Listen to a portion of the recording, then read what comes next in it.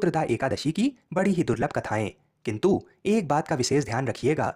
इन कथाओं को पूरा सुनने से ही समस्त मनोकामनाएं पूर्ण होती हैं। कथाओं को आधा अधूरा सुनने से पूर्ण फल प्राप्त नहीं होता है। तो आइए बड़ी श्रद्धा और प्रसन्नचित मन से इन कथाओं को सुनते हैं। एकादशियों के महात्म्य का आनंद लेते हुए धनुर्धर अर्जुन ने भगवान श्री कृष्ण जी से कहा, हे प्रभु, ये कल्याणकारी और महापुण्यदायी कथाएं सुनकर मेरे आनंद की सीमा नहीं है और मेरी जिज्ञासा बढ़ती जा रही है। हे कमल नयन, अब आप मुझे सावन माह के शुक्ल पक्ष की एकादशी की कथा सुनाने की कृपा करें। इस व्रत को करने से किस फल की प्राप्ति होती है?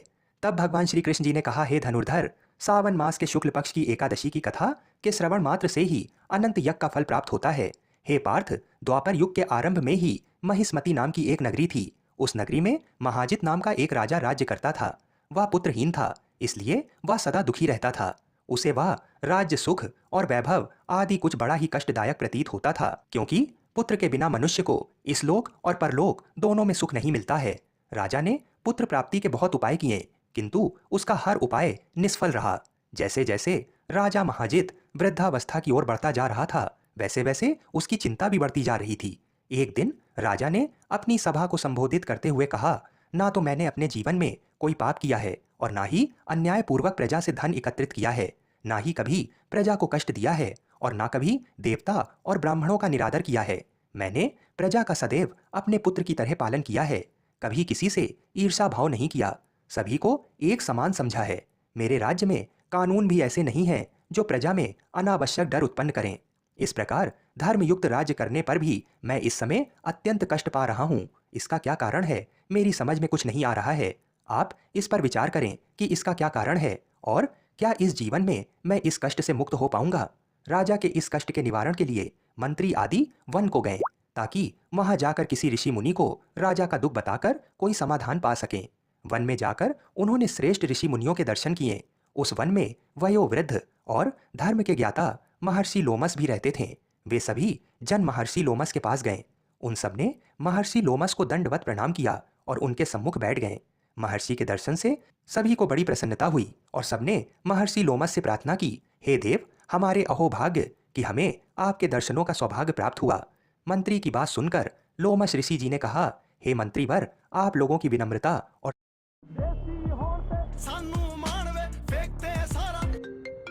मम्मी जी ने कहा, हे मंत्रीवर, आप लोगों की विनम्रता और सद्व्यवहार से मैं अति प्रसन्न हूँ। आप मुझसे अपने आने का प्रयोजन कहें। मैं आपके कार्य को अपने सामर्थ्य के अनुसार अवश्य ही करूंगा, क्योंकि हमारा शरीर ही परोपकार के लिए बना है। लोमश ऋषि के ऐसे मृदु वचन सुनकर मंत्री ने कहा, हे ऋषिवर, आप हमारी सभी बातों को जानने में ब्रह्मा से भी ज्यादा समर्थ हैं, अतः आप हमारे संदेह को दूर कीजिए।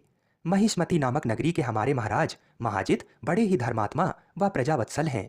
वह प्रजा का पुत्र की तरह धर्म अनुसार पालन करते हैं, किंतु फिर भी वे पुत्रहीन हैं। हे महामुनि, इससे वह अत्यंत दुखी रहते हैं। हम लोग उनकी प्रजा हैं, हम भी उनके दुख से दुखी हो रहे हैं, क्योंकि प्रजा का यह कर्तव्य है कि राजा के सुख में सुख माने और दुख में दुख। हमें उनके पुत्रहीन होने का अभी तक कारण ज्ञात नहीं हुआ है, अतः आप हमें बताने की कृपा करें कि किस विधान से हमारे महाराज पुत्रवान हो सकते हैं। हे ऋषिवर, ये आपका हम पर व हमारे राज्य की प्रजा पर बड़ा ही उपकार होगा। ऐसी करुण प्रार्थना सुनकर लोमश ऋषि जी ने नेत्र बंद करके राजा के पूर्व जन्मों पर विचार करने लगे। कुछ पलों बाद उन्होंने विचार करके कहा, हे भद्रजनों, ये राजा पिछले जन्म में अत्यंत उद्दंड था तथा बुरे कर्म किया करता था। उस जन्म में ये एक गांव से दूसरे गांव में घूमा करता था। एक बार जेठ मास के शुक्ल पक्ष की एकादशी के दिन की बात है। ये 2 दिन से भूखा था।